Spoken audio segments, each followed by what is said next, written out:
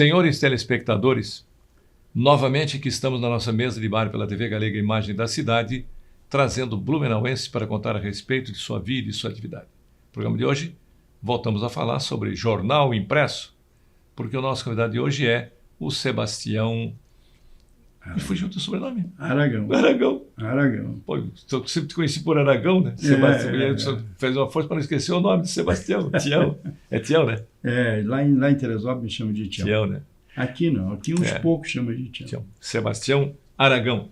O Aragão, você é um cara que gosta de sofrer, não? Você saiu da cidade que sofre enxurrada e veio para a cidade que sofre enchente.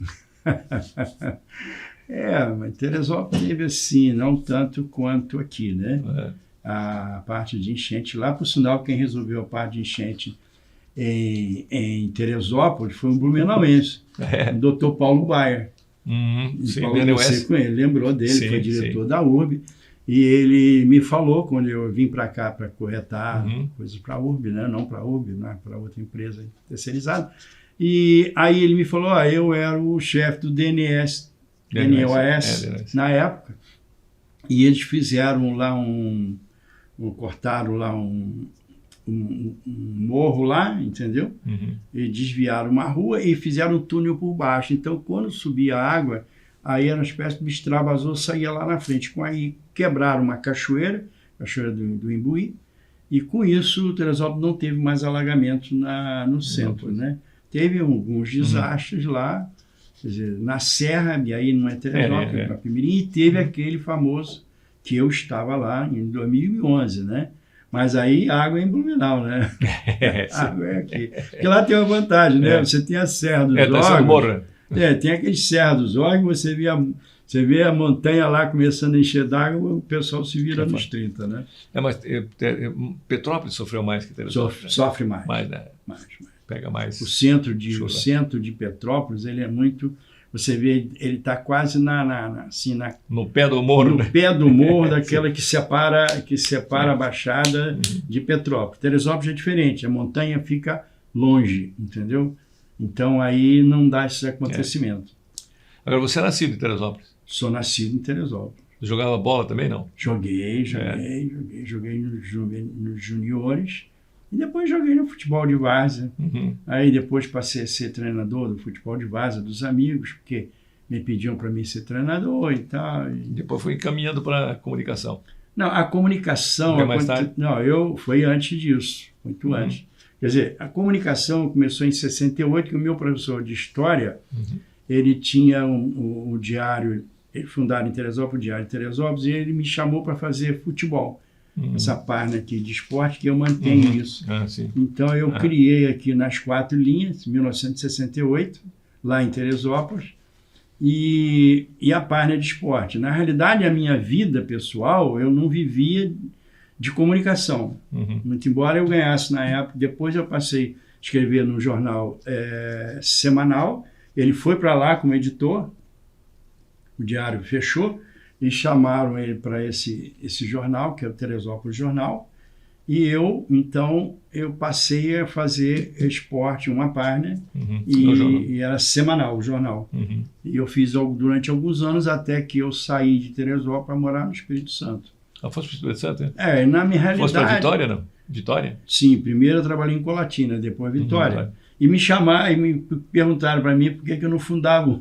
Olha só o que é o destino, um jornal em Colatina. Aí eu disse, não dá, eu só fazia esporte. Não cola.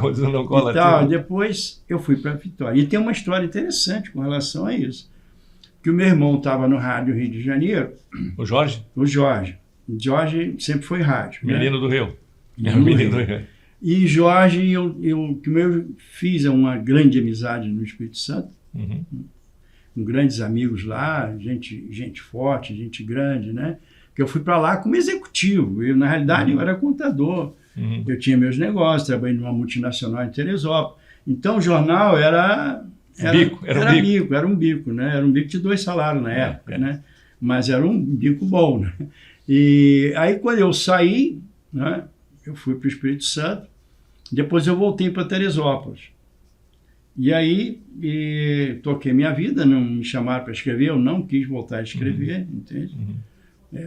Não me interessou, mas aí era outra forma. Aí não me interessou, eu tinha uma vida para tocar, entendeu? E aí eu consegui um emprego na cidade, numa faculdade, tal, e fui tocando a minha vida. Acabei indo para o Rio de Janeiro como contador. Então a minha vida era de executivo, entendeu? E eu tive negócio, por exemplo, pedreiro. O pessoal diz que quando eu falo alguma coisa com relação a calçamento, é porque eu entendo. Porque eu tive uma empresa, a minha empresa era de pedreira. E meu pai era calceteiro e cortador de pedra. Então está no sangue da família. Eu acabei comprando um sítio com meu pai e meu tio, arranjei dinheiro emprestado. Pedra não faltava, né? E pedra não faltava. E depois o tipo de pedra que eu precisava já não tinha mais, né? Aquele tipo de pedra que meu pai precisava.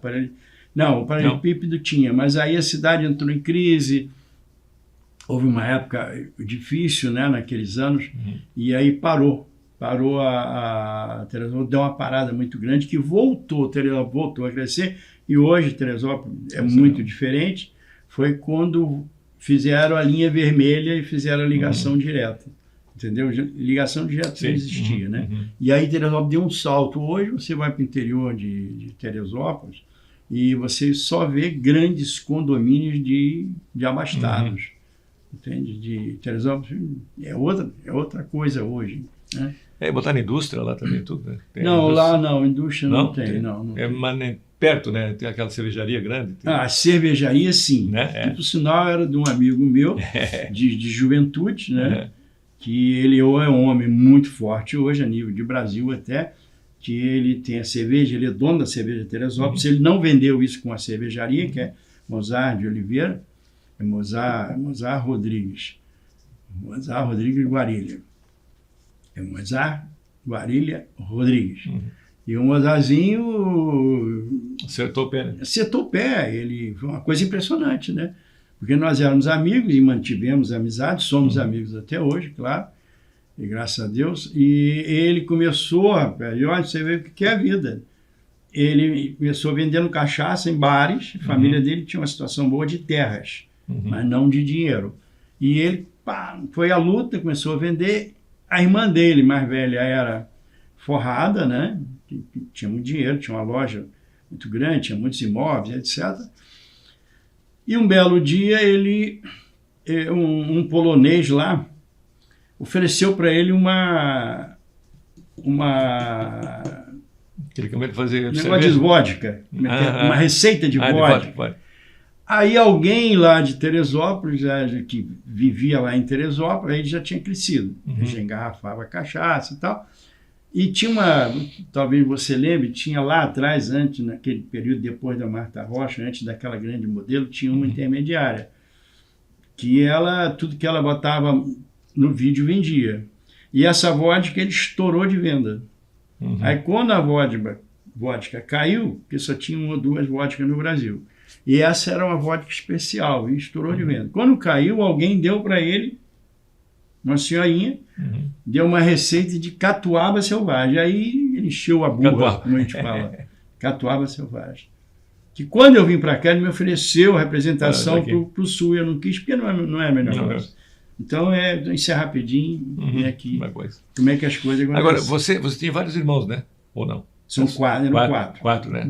3 você conhece. Conheceu, né? Sim. Né? Que é o Márcio que esteve aqui. Por causa do Márcio, eu acabei contador. Por causa dele, não. Eu era contador no Rio. Depois eu saí de uma empresa. Primeiro que veio foi o Jorge. O Jorge foi o primeiro. Primeiro foi o Jorge. Ele primeiro veio aqui, ficou 2 anos aqui, né, na União e tal, ficou ali. Voltou para Teresópolis. Foi muito bem na Rádio Capital. E aí, em função disso, eu tenho uma história política, que eu sou quem é o atual presidente hoje, em função de um pedido que Jorge me fez, porque a gente criou em Teresópolis. Na época, Teresópolis era uma cidade, os grandes do Brasil iam para Teresópolis, Petrópolis, né, e uma Ilha Fochá, acho, aí em São Paulo, se não me falha a memória. E eram os destinos dos ricaços, né? Tanto que Teresópolis tem até veraneio, né? Cidade do veraneio. Isso, exatamente. E aí o Jorge me pediu, tem um grande amigo meu, que falecido hoje, banqueiro, e ele falou que não estava, porque no Rio de Janeiro, ele era paulista, morava em Teresópolis, morava no Rio, casado com uma prima do Mozartzinho, engraçado. Olha como é que são as coisinhas, né? E casou em Teresópolis com essa menina, mas ele era um banqueiro.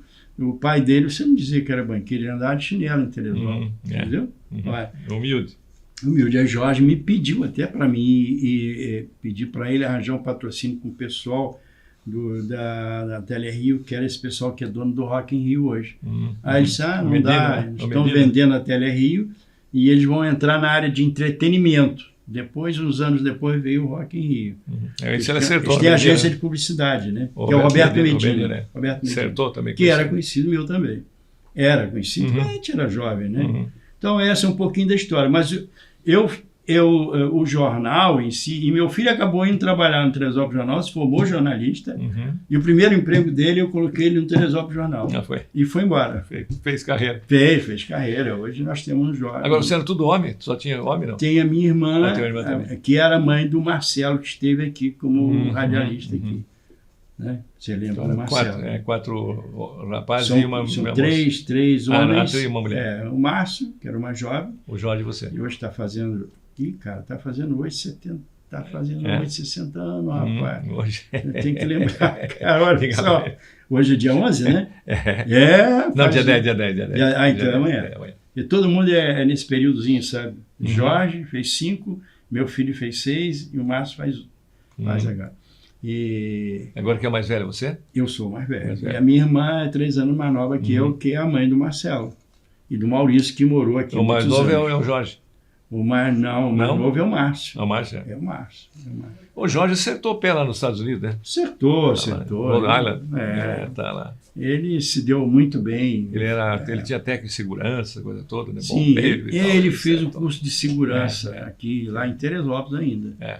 Né? Aquilo deve ter dado para ele um impulso para os americanos. Mas foi mais, o Pimpão, o conhecimento que ele passou a ter, negócio de elétrica, entendeu? Que ele teve um conhecimento de elétrica muito grande através do que ele fazia, porque o Jorge era um apaixonado do rádio, sabia fazer tudo, né? Quando eu era do Santa, eu botei ele para gerenciar a rádio, botei o nome de rádio Jornal de Blumenau, né? Jornal de Santa Catarina, né? Eu botei o nome de porque ela tinha a rádio, nem sei se tinha outro nome lá, que aí nós mudamos para coisa. Era Rádio Blumenau.